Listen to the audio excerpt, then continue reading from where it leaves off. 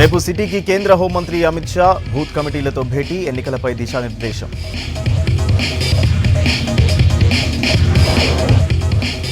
నకిలీ పాస్పోర్ట్ల స్కామ్లో మరో 4 అరెస్ట్. భారతీయ పాస్పోర్ట్తో విదేశాలకు లంకేయులు.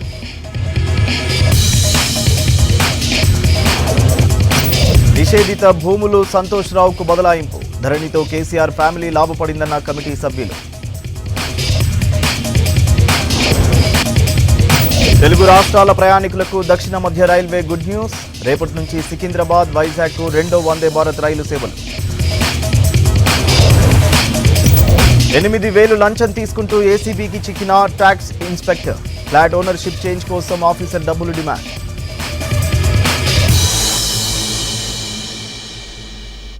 రేపు రాష్ట్రానికి రానున్నారు కేంద్ర హోంమంత్రి అమిత్ షా. మధ్యాహ్నం 1:20 బేగంపేట ఎయిర్పోర్టుకు చేరుకున్నారు.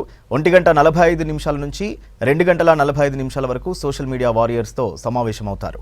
తర్వాత ఎల్బీ స్టేడియంలో 3:15 నుంచి 4:25 వరకు బీజేపీ బూత్ కమిటీ అధ్యక్షులు, ఆ పై స్థాయి నేతలతో మీటింగ్ అవుతారు.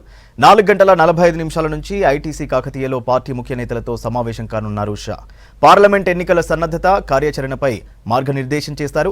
ఆ తర్వాత 6 గంటలకు బేగంపేట ఎయిర్పోర్ట్ నుంచి ఢిల్లీకి బయలుదేరుతారు అమిత్ షా.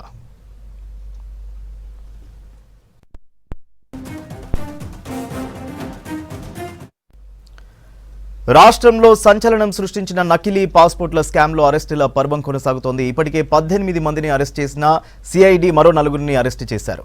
దీంతో ఈ కేసులో అరెస్ట్ అయిన వారి సంఖ్య 22కు చేరింది. మరోవైపు ఫేక్ పాస్పోర్ట్లతో 125 మంది విదేశాలకు వెళ్లినట్టు గుర్తించింది సిఐడి.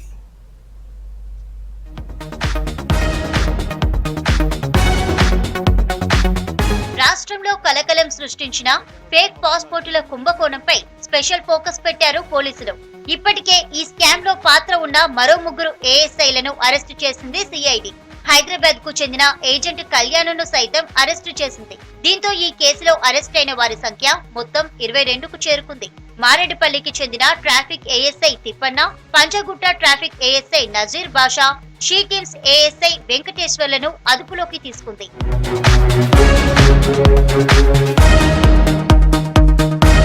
ఇప్పటికే నకిలీ డాక్యుమెంట్లతో భారతీయ పాస్పోర్టులు పొంది విదేశాలకు వెళ్లిన 125 మందికి లుకౌట్ నోటీసులు జారీ చేశారు విదేశాంగ అధికారులు. వీరంతా శ్రీలంకకు చెందిన రిఫ్యూజీలుగా గుర్తించారు. ఎక్కువ మంది విజిటింగ్ వీసాలతో Thailand, Canada, Malaysia, Iraq, Dubai, Spain, France దేశాలకు వెళ్లినట్లు గుర్తించింది సిఐడి. జగిత్యాల, ఫలక్నామా చిరునామాలతో ఎక్కువగా పాస్పోర్ట్లు తీసుకున్నారని దర్యాప్తులో తేలింది.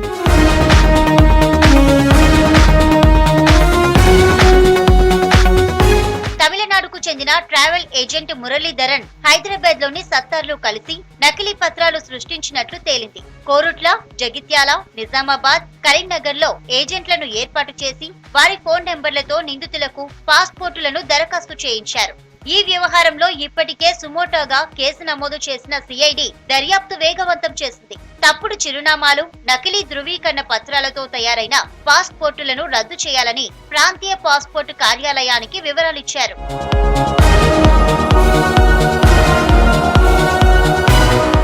ఈ కేసులో కీలక నిందితుడైన అబ్దుల్ సత్తార్ అల్ జవహరి విదేశీయులకు నీలోఫర్ ఆసుపత్రి పేరు మీద నకిలీ ఆధార్, పాన్ కార్డులు తయారు చేసినట్లు గుర్తించారు సిఐడి అధికారులు.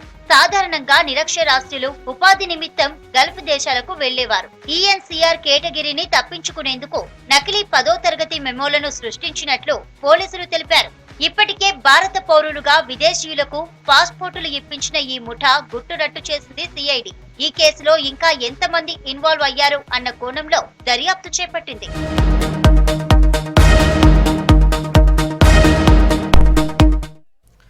రైలు ప్రయాణికులకు గుడ్ న్యూస్. సికింద్రాబాద్ నుండి వైజాగ్కు మరో వందే భారత్ రైలు అందుబాటులోకి రానుంది. ఈ నెల 12న ప్రధాని మోడీ చేతుల మీదుగా 2వ వందే భారత్ రైల్వే సర్వీసులను వర్చువల్గా ప్రారంభించనున్నారు.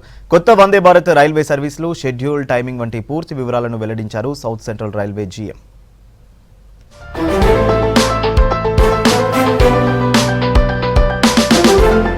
తెలుగు రాష్ట్రాలకు మరొక గుడ్ న్యూస్ చెప్పింది రైల్వే శాఖ. ఇప్పటికీ సికింద్రాబాద్ టు వైజాగ్ కు వందే భారత్ ట్రైన్ పరుగులు తీస్తుండగా మరొకటి అందుబాటులోకి రానుంది. దీంతో సికింద్రాబాద్ టు విశాఖపట్నం వెళ్లాలనుకునే వారికి 2 వందే భారత్ రైళ్లు అందుబాటులో ఉండనున్నాయి. ఇక సికింద్రాబాద్ నుంచి తిరుపతి, కాచిగూడ నుంచి వరంగల్, మహబూబ్ నగర్ మీదుగా కర్ణాటకలోని యశ్వంతపురకు ఇప్పటికే వందే భారత్ రైలు నడుస్తోంది. రేపు ప్రధాని నరేంద్ర మోదీ చేతుల మీదుగా సికింద్రాబాద్ వైజాగ్ మధ్య రెండో వందే భారత్ రైలుని వర్చువల్ గా ప్రారంభం కానుంది. దీంతో పాటు మరో 9 రైళ్ల సేవలు మొదలు కానున్నాయి. సౌత్ సెంట్రల్ రైల్వేకు ఇది 5వ వందే భారత్ ట్రైన్ అన్నారు దక్షిణ మధ్య railway GM Arun Kumar Jain. Happy to inform you that tomorrow Honorable Prime Minister will be dedicating a lot of railway projects, trains and laying foundation stone for many projects all over the Indian Railways. So this is the list of the projects and the number of projects and the value of those projects. So 19 railway workshops, loco sheds, pit lines, coaching depots, then new line from Fulton to Baramati, and electric traction system upgradation work. For these things, Honorable PM will be laying foundation stone. The cost of these projects put together is 6,558 crores. దేశవ్యాప్తంగా semi high speed Vande Bharat రైళ్లకు మంచి response వస్తోంది. దీంతో తెలుగు రాష్ట్రాల్లో మరో కొత్త రైలు సేవలు ప్రారంభించనున్నట్లు దక్షిణ మధ్య రైల్వే జీఎం అరుణ్ తెలిపారు.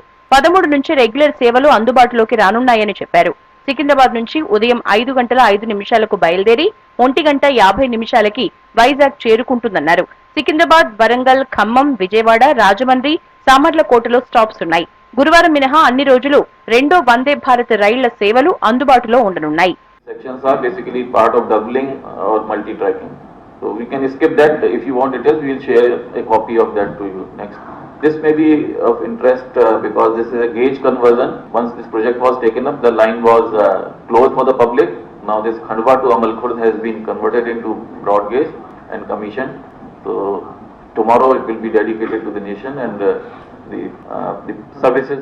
ప్రస్తుతం తెలుగు స్టేట్స్ లో నడుస్తున్న వందే భారత్ ట్రైన్స్ 100% ఆక్యుపెన్సీ నమోదవుతుందన్నారు సౌత్ సెంట్రల్ రైల్వే జీఎం. రేపు గతి శక్తి కార్గో టెర్మినల్, ఇతర రైల్వే అభివృద్ధి పనుల్ని ప్రధాని మోదీ జాతికి అంకితం చేశారు. సీఎం రేవంత్ రెడ్డి పేదలకు అభివృద్ధి కోసం సరైన నిర్ణయాలు తీసుకుంటారన్నారు చెన్నూరు ఎమ్మెల్యే వివేక్ వెంకటస్వామి. కేసీఆర్ మెగా కృష్ణారెడ్డితో కలిసి రాష్ట్రాన్ని దోచుకున్నారని మండిపడ్డారు. కాచిగూడలోని నింభోలి అడ్డాలో ఎమ్మెల్యే వివేక్ వెంకటస్వామిని ఘనంగా సన్మానించారు ఆర్యకటిక సంఘం సభ్యులు. తమ సమస్యలను పరిష్కరించాలని వివేక్ కు మెమోరాండాన్ని అందించారు ఆర్యకటిక కులాల నాయకులు. బీసీడీలో ఉన్న ఆర్యకటిక కులాలను బీసీఏలో కలపాలన్న డిమాండ్ను సీఎం రేవంత్ దృష్టికి తీసుకెళ్తామన్నారు వివేక్ వెంకటస్వామి.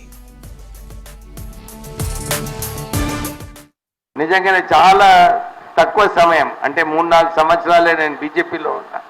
కానీ బీజేపీలో ఉన్నప్పుడు సుభాష్ చంద్ర గారు ఎప్పుడు కూడా ఒక ప్రేమగా పిలిచి, సార్ మనం అందరం హైదరాబాద్ వాసులము, ఎప్పుడు కూడా మీ నాన్నగారు చాలా బీద ప్రజలకు పనిచేసేవారు, మనం కలిసి పనిచేద్దామని చెప్పి మేము చాలా మంచిగా కోఆర్డినేషన్ చేసుకుంటూ పనిచేస్తున్నాము. నేను చాలా ఇంప్రెస్ అయినాను. ఎందుకంటే రాజకీయాలలో అందరూ పైన మాట్లాడతారు, ఏదో చెప్తారు, వెళ్ళిపోతారు, మళ్ళీ మర్చిపోతారు. కానీ వారు బూత్ వైజ్ ఎట్లా చేయాలి, ఎంతమంది ఉన్నారు మన కార్యకర్తలు, ఒక సిస్టమేటిక్ వర్క్ సుభాష్ చంద్రజీ గారు చేయడం జరిగింది.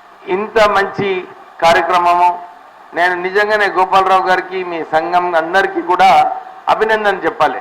ఎందుకంటే నాకు ఇచ్చిన రిప్రజెంటేషన్స్లో అన్ని చక్కగా ఈ క్లారిటీతోని ఏమేమి అవసరాలు ఉన్నాయి, మన కమ్యూనిటీ కోసం ఎట్లా చేయాలి, ఎట్లా వెనుకబడింది కమ్యూనిటీ ఎట్లా ముందుకు రావాలి, ఎన్ని కష్టాలు ఉన్నాయని చెప్పి.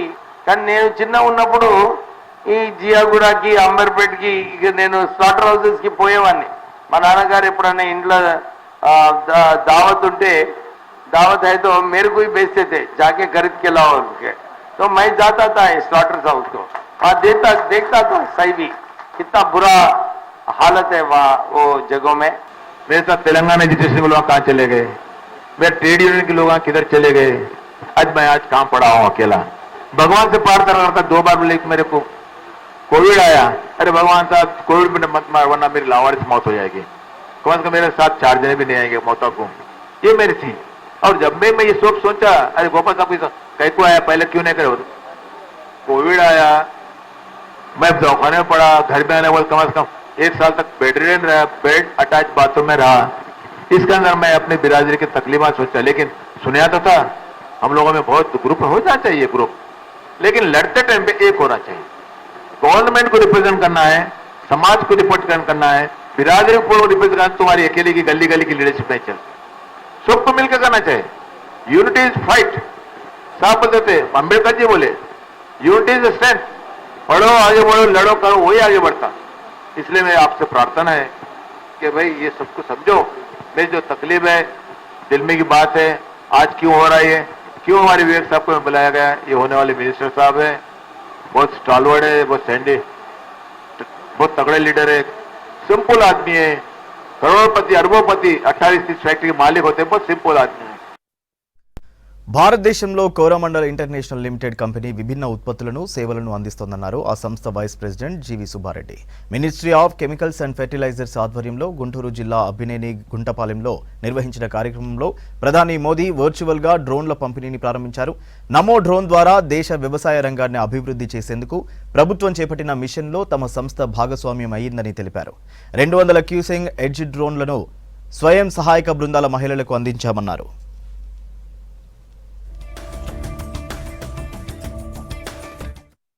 ఈరోజు భారతదేశంలో చాలా శుభదినం. ఎందుకంటే గ్రామీణ మహిళలను ఆర్థికంగా పుష్టి బలపరిచేందుకు గౌరవ ప్రధానమంత్రి శ్రీ నరేంద్ర మోదీజీ గారు నమో డ్రోన్ దీదీ అనేటువంటి ఈ బృహత్తర కార్యక్రమానికి ఈరోజు ప్రారంభించారు.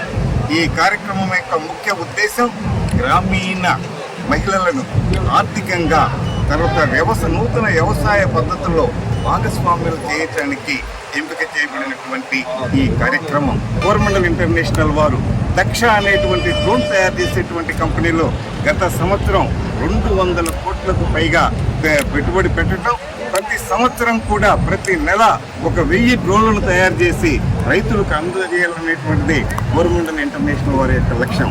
అయితే మామూలు స్ప్రే చేసేదానికి డ్రోన్ ద్వారా స్ప్రే చేసేదానికి ఏమైనా తేడా ఉందంటే చాలా తేడాలు ఉన్నాయి. ఫోన్ ట్యాపింగ్ వ్యవహారంపై ఉన్నతాధికారులు సీరియస్ గా ఉన్నారు. గత ప్రభుత్వ హయాంలో ప్రతిపక్ష నేతలు, ప్రజా సంఘాల నాయకులతో పాటు ఇతరుల ఫోన్ ట్యాపింగ్ చేసిన మాజీ డీఎస్పీ ప్రణీత్ రావుపై కేసు నమోదు చేసిన పోలీసులు ఇతని వెనుకాల ఉండి నడిపించిందెవరనే అంశాలపై ఫోకస్ చేశారు.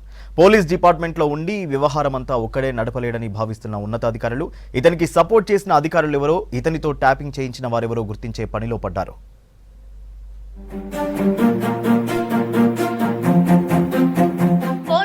కేసుపై పోలీస్ ఉన్నతాధికారులు ఇన్వెస్టిగేషన్ ను స్పీడప్ చేస్తున్నారు.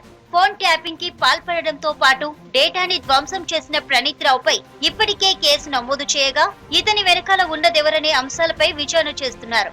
2018లో ఎస్ఐబిలో ఇన్స్పెక్టర్ గా జాయిన్ అయిన ప్రణీత్ రావు స్పెషల్ గా సిస్టమ్స్ ఏర్పాటు చేసుకున్నాడు. 2023లో డీఎస్పీగా ప్రమోషన్ పొందాడు. ప్రభుత్వ పెద్దలతో పాటు ఉన్నత అధికారుల సహకారంతోనే ఇదంతా చేశాడని భావిస్తున్నారు పోలీసులు. గత ప్రభుత్వ హయాంలో ఎస్ఐబి డీఎస్పీగా ఉన్న దుగ్గ్యాల ప్రణీత్ రావు ఫోన్ ట్యాపింగ్ కి పాల్పడ్డట్లు గుర్తించడంతో సస్పెండ్ చేసిన డీజీపీ రవిగుప్తా రాష్ట్రం విడిచి వెళ్లరాదని ఆదేశించారు.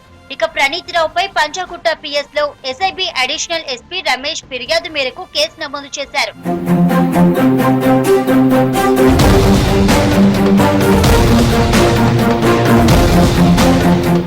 అప్పట్లో ప్రతిపక్ష పార్టీల నేతలు, ప్రజా సంఘాలు, జర్నలిస్టుల ఫోన్లను ట్యాప్ చేసిన ప్రణీత్ రావు అదంతా ప్రత్యేకంగా ఏర్పాటు చేసుకున్న 17 కంప్యూటర్లలో డేటా స్టోర్ చేసుకున్నాడని గుర్తించారు పోలీసులు. డిసెంబర్ 3న అసెంబ్లీ ఎన్నికల రిజల్ట్స్ రాగానే డిసెంబర్ 4న ఎస్ఐబి లాగర్ కి వెళ్లి సీసీ కెమెరాలను ఆఫ్ చేసి హార్డ్ డిస్కుల్లోని సమాచారం అంతా మరో సిస్టమ్ లోకి ట్రాన్స్ఫర్ చేశాడు. అప్పటి వరకు ఉపయోగించిన కంప్యూటర్లు, హార్డ్ డిస్కులను ధ్వంసం చేశాడు. ఫోన్ ట్యాపింగ్ కి పాల్పడడంతో పాటు ఆధారాలను మాయం చేసినందుకు గాను ప్రణీత్ రావుపై ఐపీసీ సెక్షన్ 409, 427, 201, 120B సెక్షన్లతో పాటు పీడీపీపీ, ఐటీ యాక్టుల ప్రకారం కేసు నమోదు చేశారు.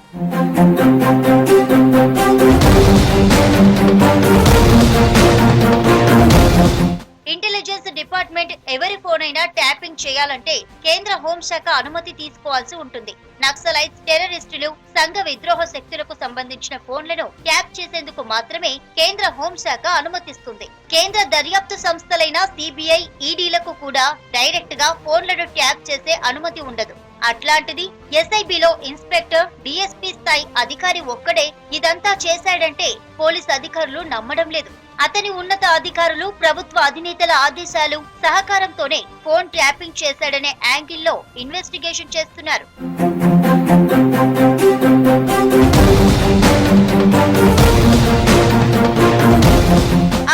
ఎస్ఐబిలో ఉన్నత అధికారి గత ప్రభుత్వానికి అతి దగ్గరగా వ్యవహరించేవాడని ప్రతిపక్షాలు ఆరోపించాయి. తమ ఫోన్లను అక్రమంగా ట్యాప్ చేస్తున్నారంటూ అప్పట్లో హైకోర్టుకి కూడా వెళ్లారు కొందరు నేతలు. అయితే ప్రణీత్ రావుకి డిపార్ట్మెంట్ లో ఎవరెవరు సహకరించారనే వివరాలు సేకరిస్తున్నారు. ఉన్నత అధికారుల ఆదేశాలతోనే ఫోన్ ట్యాపింగ్ కి పాల్పడ్డాడని భావిస్తున్నారు. సదరు ఉన్నత అధికారికి ఇతనికి ఉన్న సంబంధాలపై ఆరా తీస్తున్నారు.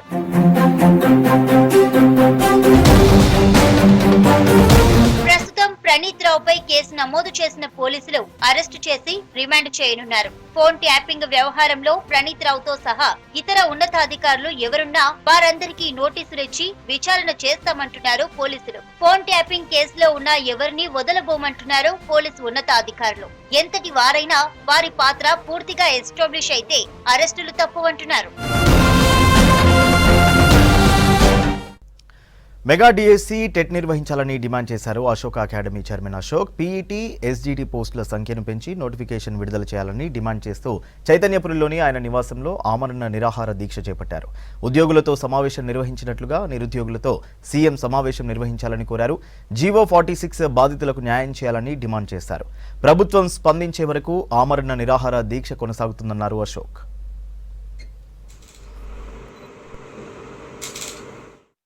33% ఆఫ్ ఉద్యోగాలు బ్యాక్లాగ్ వెళ్ళిపోయినాయి.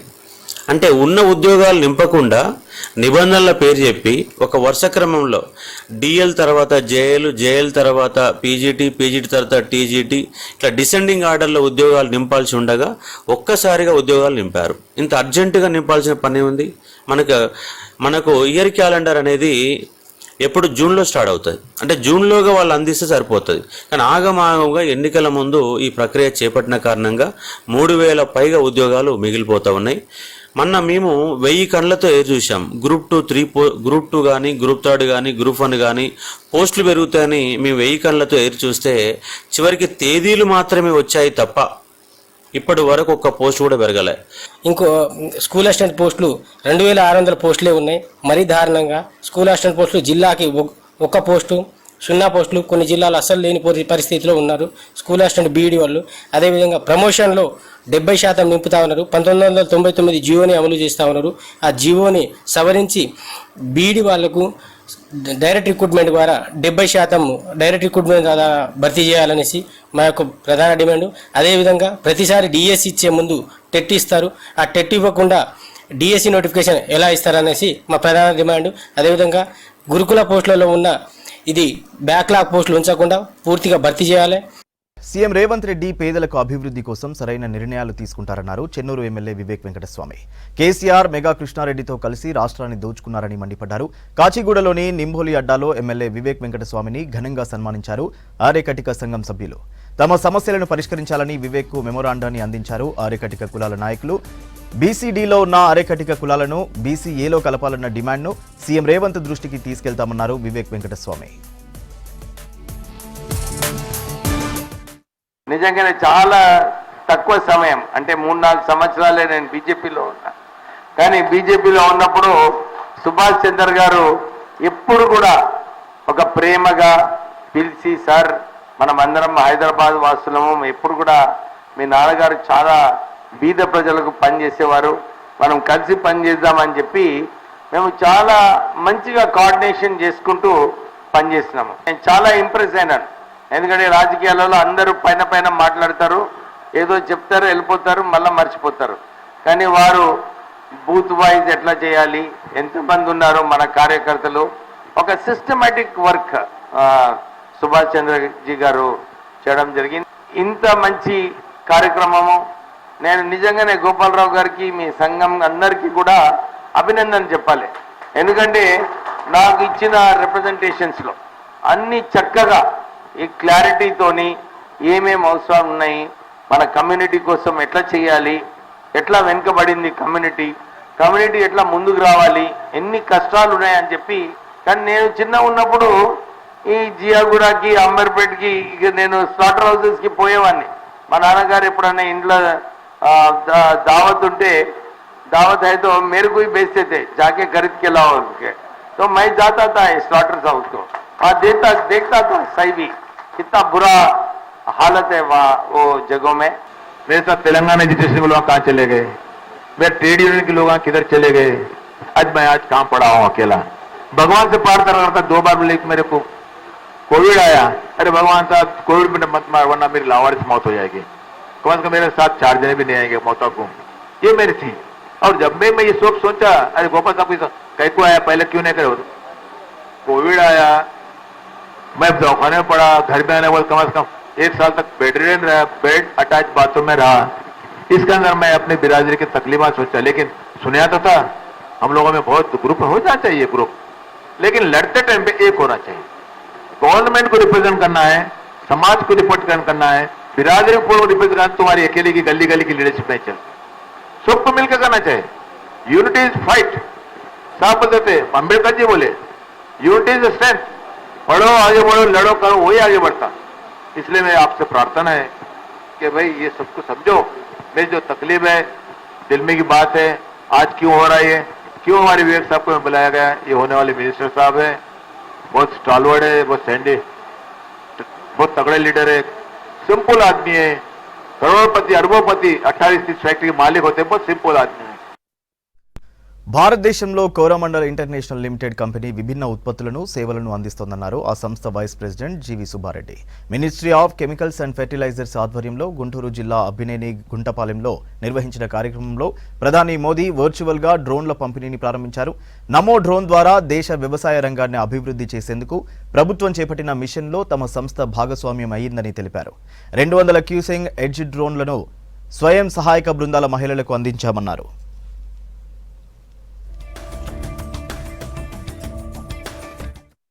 ఈరోజు భారతదేశంలో చాలా శుభదినం. ఎందుకంటే గ్రామీణ మహిళలను ఆర్థికంగా పుష్టి బలపరిచేందుకు గౌరవ ప్రధానమంత్రి శ్రీ నరేంద్ర మోదీజీ గారు నమో డ్రోన్ దీదీ అనేటువంటి ఈ బృహత్తర కార్యక్రమానికి ఈరోజు ప్రారంభించారు. ఈ కార్యక్రమం యొక్క ముఖ్య ఉద్దేశం గ్రామీణ మహిళలను ఆర్థికంగా తర్వాత నూతన వ్యవసాయ పద్ధతుల్లో భాగస్వామ్యులు చేయడానికి ఎంపిక చేయబడినటువంటి ఈ కార్యక్రమం. కోరమండల్ ఇంటర్నేషనల్ వారు దక్ష అనేటువంటి డ్రోన్ తయారు చేసేటువంటి కంపెనీలో గత సంవత్సరం 200 కోట్లకు పైగా పెట్టుబడి పెట్టడం, ప్రతి సంవత్సరం కూడా ప్రతి నెల 1000 డ్రోన్లను తయారు చేసి రైతులకు అందజేయాలనేటువంటిది కోరమండల్ ఇంటర్నేషనల్ వారి యొక్క లక్ష్యం. అయితే మామూలు స్ప్రే చేసేదానికి డ్రోన్ ద్వారా స్ప్రే చేసేదానికి ఏమైనా తేడా ఉందంటే చాలా తేడాలు ఉన్నాయి. ఫోన్ ట్యాపింగ్ వ్యవహారంపై ఉన్నతాధికారులు సీరియస్ గా ఉన్నారు. గత ప్రభుత్వ హయాంలో ప్రతిపక్ష నేతలు, ప్రజా సంఘాల నాయకులతో పాటు ఇతరుల ఫోన్ ట్యాపింగ్ చేసిన మాజీ డీఎస్పీ ప్రణీత్ రావుపై కేసు నమోదు చేసిన పోలీసులు ఇతని వెనుకాల ఉండి నడిపించిందెవరనే అంశాలపై ఫోకస్ చేశారు. పోలీస్ డిపార్ట్మెంట్లో ఉండి ఈ వ్యవహారమంతా ఒక్కడే నడపలేడని భావిస్తున్న ఉన్నతాధికారులు ఇతనికి సపోర్ట్ చేసిన అధికారులు ఎవరో, ఇతనితో ట్యాపింగ్ చేయించిన వారెవరో గుర్తించే పనిలో పడ్డారు.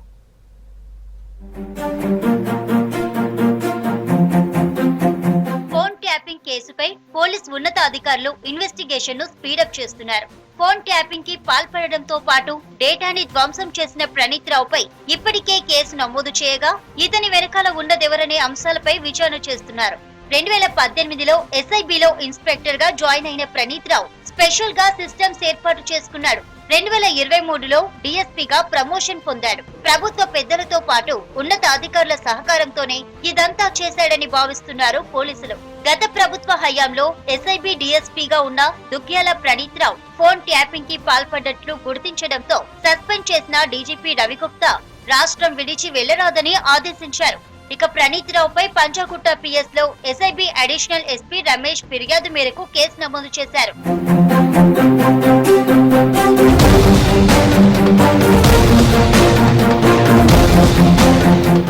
అప్పట్లో ప్రతిపక్ష పార్టీల నేతలు, ప్రజా సంఘాలు, జర్నలిస్టుల ఫోన్లను ట్యాప్ చేసిన ప్రణీత్ రావు అదంతా ప్రత్యేకంగా ఏర్పాటు చేసుకున్న 17 కంప్యూటర్లలో డేటా స్టోర్ చేసుకున్నాడని గుర్తించారు పోలీసులు. డిసెంబర్ 3న అసెంబ్లీ ఎన్నికల రిజల్ట్స్ రాగానే డిసెంబర్ 4న ఎస్ఐబి లాగర్ కి వెళ్లి సీసీ కెమెరాలను ఆఫ్ చేసి హార్డ్ డిస్కుల్లోని సమాచారం అంతా మరో సిస్టమ్ లోకి ట్రాన్స్ఫర్ చేశాడు. అప్పటి వరకు ఉపయోగించిన కంప్యూటర్లు, హార్డ్ డిస్కులను ధ్వంసం చేశాడు. ఫోన్ ట్యాపింగ్ కి పాల్పడడంతో పాటు ఆధారాలను మాయం చేసినందుకు గాను ప్రణీత్ రావుపై ఐపీసీ సెక్షన్ 409, 427, 201, 120B సెక్షన్లతో పాటు పీడీపీపీ, ఐటీ యాక్టుల ప్రకారం కేసు నమోదు చేశారు.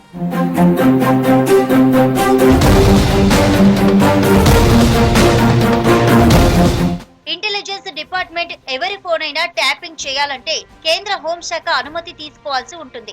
నక్సలైట్స్, టెర్రరిస్టులు, సంఘ విద్రోహ శక్తులకు సంబంధించిన ఫోన్లను ట్యాప్ చేసేందుకు మాత్రమే కేంద్ర హోంశాఖ అనుమతిస్తుంది. కేంద్ర దర్యాప్తు సంస్థలైన సిబిఐ, ఈడీలకు కూడా డైరెక్ట్ గా ఫోన్లను ట్యాప్ చేసే అనుమతి ఉండదు. అట్లాంటిది ఎస్ఐబిలో ఇన్స్పెక్టర్, డిఎస్పీ స్థాయి అధికారి ఒక్కడే ఇదంతా చేశాడంటే పోలీస్ అధికారులు నమ్మడం లేదు. అతని ఉన్నత అధికారులు, ప్రభుత్వ అధినేతల ఆదేశాలు, సహకారంతోనే ఫోన్ ట్యాపింగ్ చేశాడనే యాంగిల్లో ఇన్వెస్టిగేషన్ చేస్తున్నారు.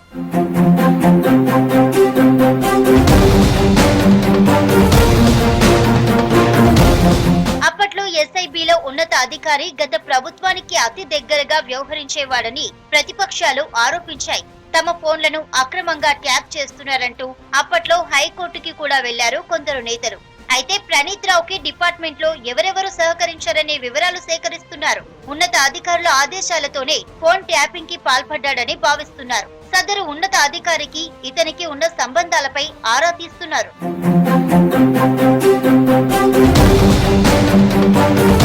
ప్రస్తుతం ప్రణీత్ రావుపై కేసు నమోదు చేసిన పోలీసులు అరెస్టు చేసి రిమాండ్ చేయనున్నారు. ఫోన్ ట్యాపింగ్ వ్యవహారంలో ప్రణీత్ రావుతో సహా ఇతర ఉన్నతాధికారులు ఎవరున్నా వారందరికీ నోటీసులు ఇచ్చి విచారణ చేస్తామంటున్నారు పోలీసులు. ఫోన్ ట్యాపింగ్ కేసులో ఉన్న ఎవరిని వదలబోమంటున్నారు పోలీసు ఉన్నతాధికారులు.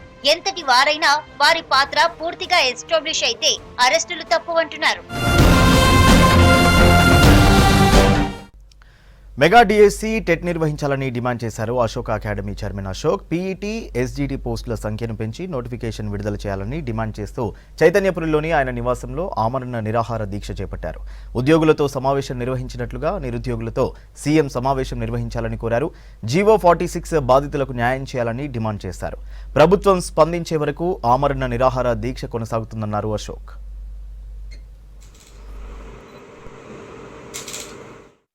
33% ఆఫ్ ఉద్యోగాలు బ్యాక్లాగ్ వెళ్ళిపోయినాయి. అంటే ఉన్న ఉద్యోగాలు నింపకుండా నిబంధనల పేరు చెప్పి ఒక వరుస క్రమంలో డిఎల్ తర్వాత జేఎల్ తర్వాత పీజీటీ తర్వాత టీజీటీ ఇట్లా డిసెండింగ్ ఆర్డర్లో ఉద్యోగాలు నింపాల్సి ఉండగా ఒక్కసారిగా ఉద్యోగాలు నింపారు. ఇంత అర్జెంటుగా నింపాల్సిన పని ఉంది. మనకు ఇయర్ క్యాలెండర్ అనేది ఎప్పుడు జూన్లో స్టార్ట్ అవుతుంది. అంటే జూన్లోగా వాళ్ళు అందిస్తే సరిపోతుంది. కానీ ఆగమాగంగా ఎన్నికల ముందు ఈ ప్రక్రియ చేపట్టిన కారణంగా 3000 పైగా ఉద్యోగాలు మిగిలిపోతూ ఉన్నాయి. మేము 1000 కళ్ళతో చూసాం. గ్రూప్ 2 కానీ, గ్రూప్ 3 కానీ, గ్రూప్ 1 కానీ పోస్టులు పెరుగుతాయని మేము 1000 కళ్ళతో చూస్తే చివరికి తేదీలు మాత్రమే వచ్చాయి తప్ప ఇప్పటి వరకు ఒక్క పోస్ట్ కూడా పెరగలే.